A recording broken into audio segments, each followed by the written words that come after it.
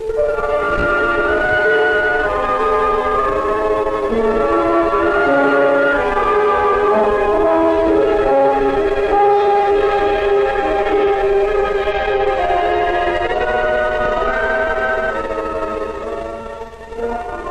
the earliest edges of recorded time, people have sought to make more of their lives than satisfying the everyday necessities of food and drink, clothing and shelter. The universal desire for something beautiful, something ordered and in good taste, is expressed in architecture, the arts, sports, the varying patterns of hospitality. In these designs for living, there are impressive parallels everywhere. It is truly a wonderful world.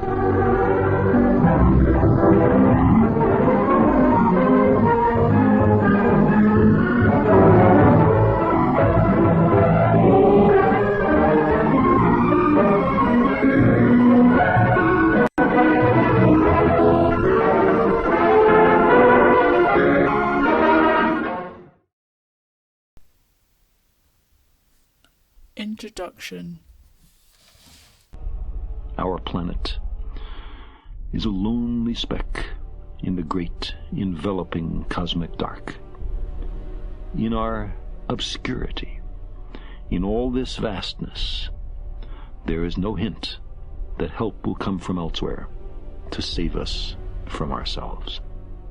The Earth is the only world known so far to harbor life. There is nowhere else, at least in the near future, to which our species could migrate. Visit? Yes. Settle? Not yet. Like it or not, for the moment, the Earth is where we make our stand. It has been said that astronomy is a humbling and character-building experience.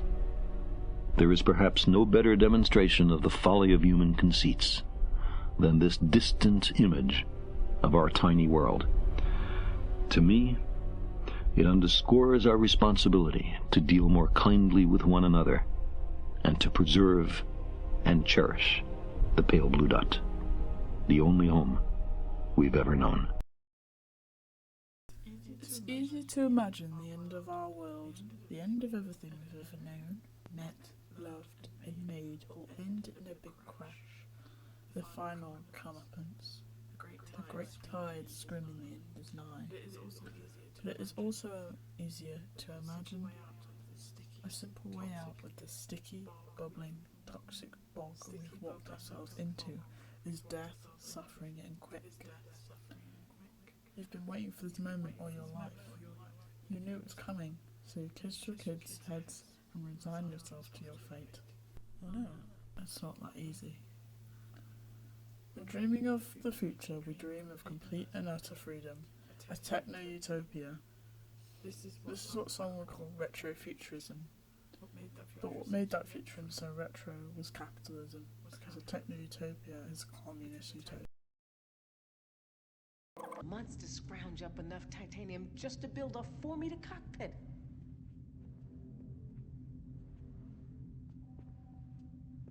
How much does this thing cost? The economics of the future are somewhat different. You see, money doesn't exist in the 24th century. No money? You mean you don't get paid? The acquisition of wealth is no longer the driving force in our lives. We work to better ourselves and the rest of humanity. Actually, we're rather like yourself and Dr. Cochrane. To better humanity will require the greatest strength of all, leaving behind everything we've known, strived and worked for. Capital, not the earth. The cult of capital is willed to believe that riding the earth out into the sun is the last, only and final option. Maybe it is. Maybe we're far too invested in money as motivation. Maybe humans are inherently greedy and evil, but resigning is easy. You know, it's as though we're in a great big dark tunnel and there's all these obstacles and pitfalls and things which seem impossible to surmount or to cross. But right at the end of that tunnel is a little pinprick of light, And that's the hope that we are working to reach. It'll be slow, costly, and deeply unbiblical. The cancellation button on the future was slowly pressed by pawns in a plan already set in motion. All the billionaires are leaving to colonize Mars after they destroyed the last place they colonized. We're stuck between feeling hopeless and doubting if we're just made to feel this way so we don't disrupt the great plan. We can only hope, right?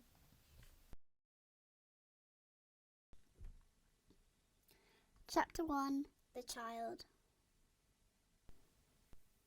We are the collective consciousness. We are the damned. We are the dead and the living, the far-gone spirit and the long-forgotten, the old and the new. Our minds are the muddied waters, the shaky ground, in a constant state of apocalypse. How can you, holder of memory, be sure this is not implanted in your tiny, impressionable child brain? How can you leave room for doubt? It's not always a dream. We doubt those that live in the dream and parallel realities in which the earth was in fact nuked, destroyed, eaten or ravaged, view their world as the fake one. We all have a few first memories. The Twin Towers falling down as you sit in a high chair, being held by your great-grandfather for the first time, watching Buffy the Vampire Slayer as you sit in your mother's lap as she catches up for the first time after your birth, and impatiently waiting for your mother to make a princess dress and trying it on for the first time. However, it's not until you realise the perspective you remembered these memories, and when you realise these were constructed from stories and physical photos you mentally animated. We find ourselves haunted by this fake childhood and its fake memories. We feel haunted by the destructive context which encases, traps them, the child inside. The void in the present and future, stuck in this hauntology, we are haunted because we mourn our childdom. Joy division echoed down the hallways, and the depressive tonality marks the end, opening a void for all to be sucked into. Who could know it was a warning sign?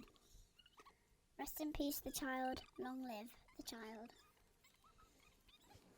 The child, second only to the Madonna, a cause for celebration, a grace by the gods. Our concept of what it means to be child is new. We're still getting it right. No wonder there are little stories about a mischievous 7-year-old Jesus or a brooding teenage God. No one cares about the child. They're ungrateful, lazy, ruining everything, not kissing the feet of their elders, not fixing the problems that were thrusted onto them, too depressed, too suicidal, too anxious, not working enough, and working too much. They're failures. The absolute truth is, no one asks to be born, but no one deserves to die.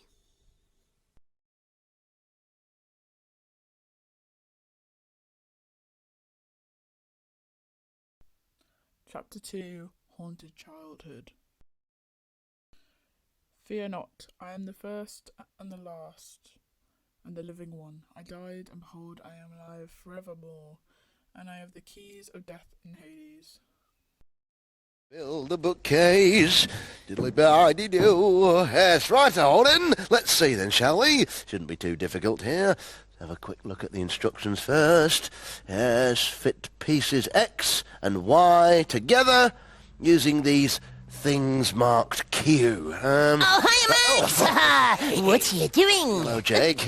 I'm making this new bookcase. Oh, that's not a bookcase. I know it's not yet, Jake, but it will be when I'm finished with it. See, I've just got to fit all these pieces together in the right way. And then we'll have a brand new bookcase. Oh, wow-wee! Well, it looks very constipated. Complicated, I think you mean, Jake. Yeah. Oh, can me and Dadas help? Oh, no, I don't think so, Jake. You see, it's a job for a handyman like me. Oh, great. Well, I'm a handyman, Max. I've got 2 handies. And I've got 4 paws. Well, thanks, but I really need to do this by myself, Jake. Now, you run along and play, eh? Now then, fit piece X into piece... Oh, but Max, I can't No, help. Jake, I don't... No, look what you made me do. Now, just run away and play, can you, Jake? Oh, sorry, Oh, Max. dear. Oh, no, I mean, I didn't mean to... Oh, bother. Jeremy. Now a change to the schedule as we join BBC News 24. We're interrupting normal programs to bring you extraordinary pictures from the United States, where both towers of the World Trade Center are now on fire. Shortly before 2 o'clock United Kingdom time, the North Tower of the World Trade The chatter. What was the matter? This is the second plane crashing into the South Tower of the World Trade Center. This is in the financial district of the United States on Wall Street. The United States, of course, on the East Coast, 5 hours before us. So it's 10 minutes past 2 in the United Kingdom, 10 minutes past 9 in the United States. Are you sure you still hear the birds? Many people at work. We, as yet, have no details of fatalities. I'm passing you to my As you're just hearing 2 planes. What is a memory but something you constructed yourself out of feeling excluded or to avoid the rage that you forgot a paid-for experience? Never forget. What if it's all too much? What if I want to? I can't carry a memorial in my brain, a graveyard in the cerebral cortex. I shove it in the vortex of my mind. Do you still justify your rage? In the new age of modern colonialism, existing in the spaces and silence really between the aim and the shaky millions reason across why. the world. This unspeakable act on the United States has really forced me, however, to rely on my moral compass, my conscience, and my God for direction. September 11th changed the world. Our deepest fears now haunt us. Yet I am convinced that military action will not prevent further acts of international terrorism against the United States. This is a very complex and complicated matter. Now, this resolution will pass, although we all know that the president can wage a war even without it. However difficult this vote may be, some of us must urge the use of restraint. Our country is in a state of mourning. Some of us must say, let's step back for a moment. Let's just pause just for a minute and think through the implications of our actions today so that this does not spiral out of control. Invade, protect, conquer, dominate, suppress, show who's boss. You can't solve scar tissue with a knife or bond over it. The fuse is weak. It's leaking everywhere like oil in the ocean. It just can't mix. It's cute to see the men return home. Close your eyes. The atrocities don't exist when the dog misses him. The shots go unfired. The civilians walk free. The whistleblowers stay quiet, and the private goes home. Our childhood now exists in fragments. The details become hazy. Experience your childhood for the second time through scanned photos on your mother's Facebook page and scouring for validation in the fragments. The boots of toddlers stomped in across the world once the money matrix came crashing down and taking away their toys in the process. Dad got a new job. He's going door to door and he's getting tired and angry. Something's brewing in his soul. It's the first time he saw a mood ring turn black. Mum still stays home. She's at the countertop, which needed to be renovated eons ago, once the first door fell off. They're all hanging on by the last screw you can afford. You're cutting out coupons again. It's fun, but you don't realise until much later how much your family needed those £5 off. The radio blared. The very British man reported again about another one-off, once-in-a-lifetime tragedy, another earthquake, tsunami or hurricane, which will soon turn into their own season, and a series of sleepless nights pondering if that pen pal from years ago is dead or alive. The death toll of hundreds of thousands and injured 3 times over roll into our blurry figure. Not enough to make the white man care, waiting only for the white woman to weep. We're still seeing in roses the most happy times are coming to the end.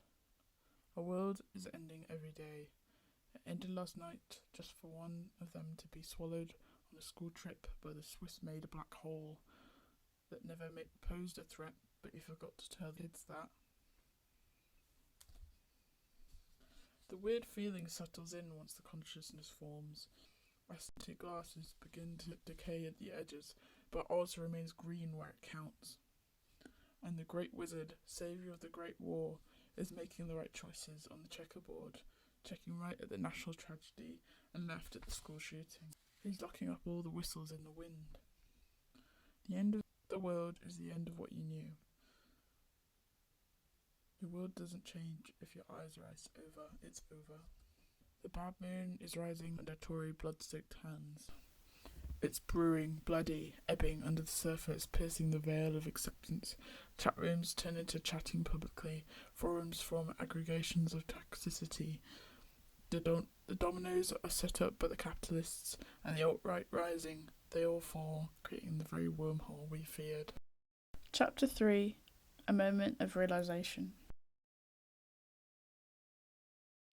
2012 is where childhood ended.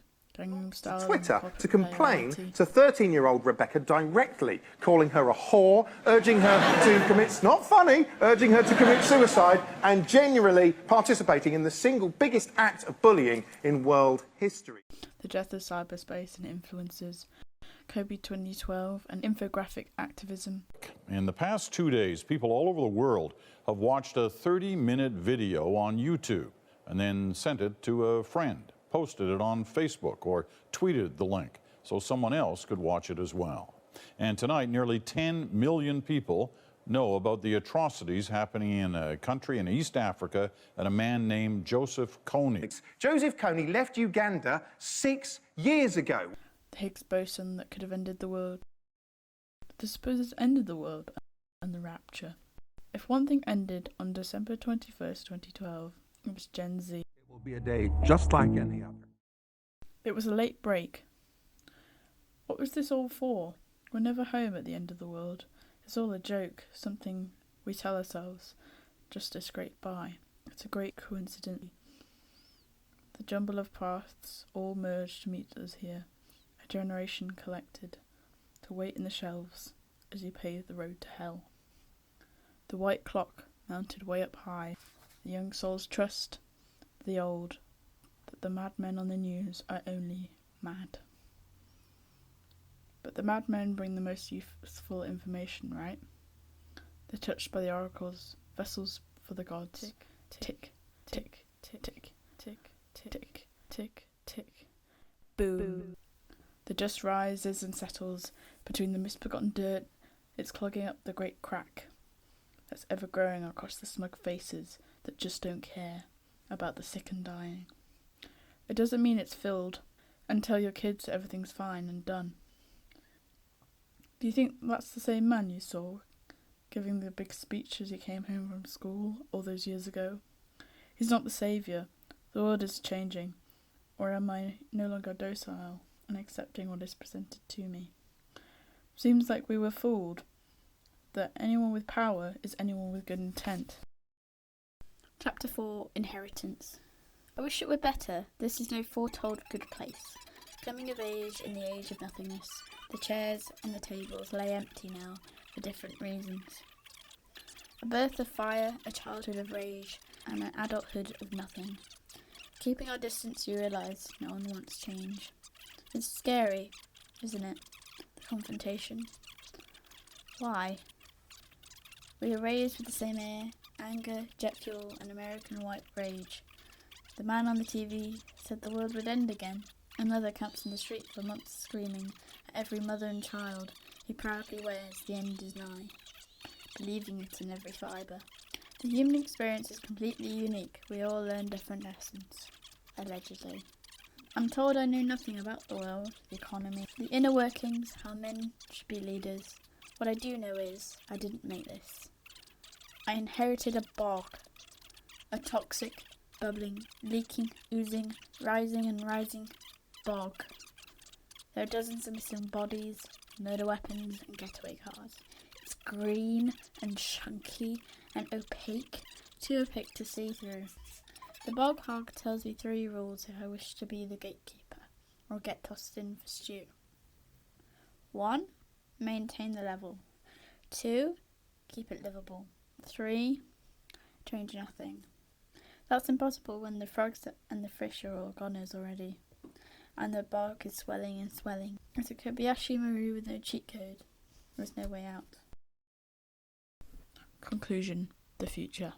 Tribulations and horror will usher in public and private bliss.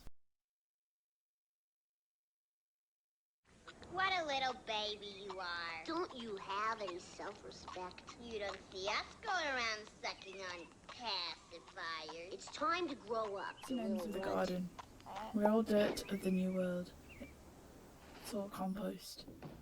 The foundations of utopia, we rise in the stomach of flies. Here lies we in the weeds.